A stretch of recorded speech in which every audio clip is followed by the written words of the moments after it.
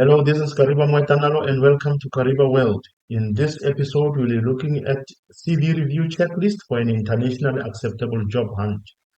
We've had previous episodes, CV review part 1, part 2, and part 3, where we looked at a full detailed CV review of one of our friend, Mr. Lefa, and comparing it to our checklist. So today's session, I just want to focus on what our checklist looks like as is.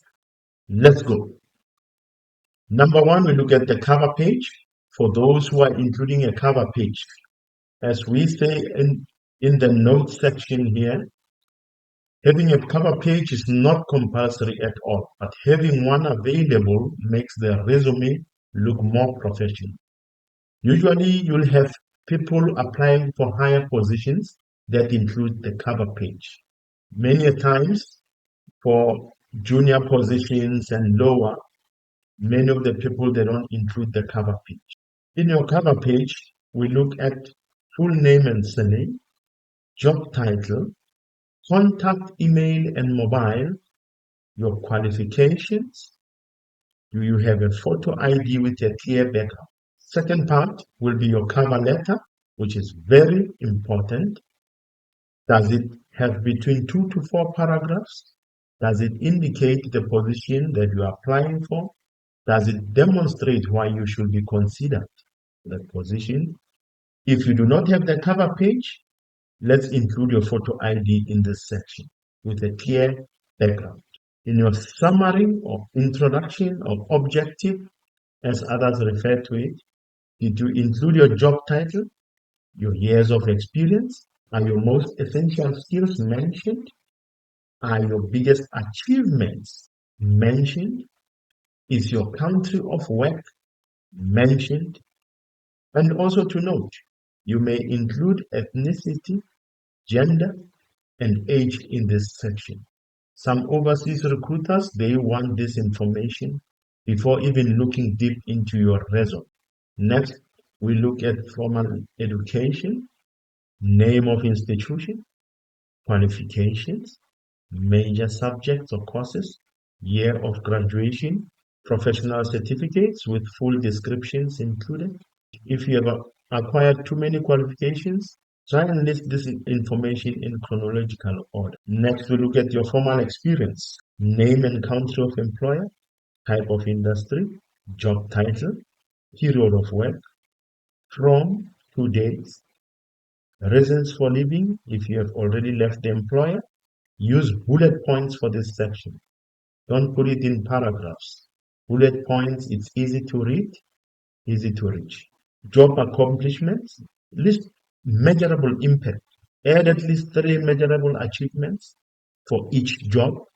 Your accomplishments or achievements must be concise and easy to understand. For this section, we name the top 3 projects or assignments. We look at the name of the company or employer, project description, length of project, your project role, your project costs, preferably in USD, and we add a note to say this will not be the same for every discipline because projects normally are done by people from a technical environment, whether working in teams or working alone. This will reflect your capabilities for whatever job role you are applying for.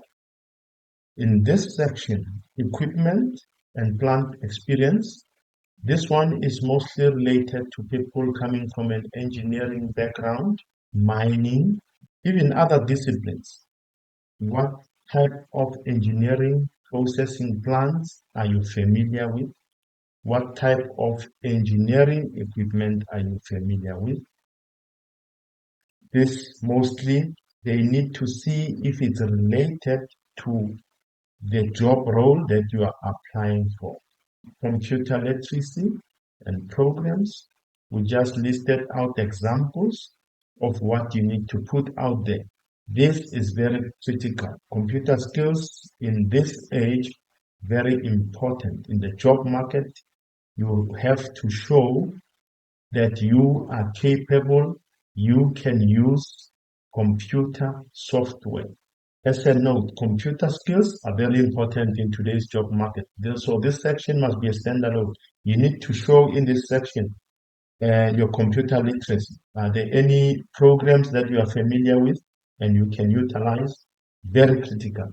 In this section, you need to clearly list out the name of your reference, their title, company they are working for, and contact details. This is very critical because what happens is most recruiters, they just want to have this shown in your resume. Many times they will not even contact or consult with your references. They just want to see that, oh, okay, you do have references. It brings that confidence and honesty about your resume. Thank you for being with us until this time. I'm going to end this episode here. We'll carry on again next time with more detailed CV reviews. For more information, feel free to contact us on info@karibaworld.com or admin@karibaworld.com. We do CV reviews, mentorship and coaching.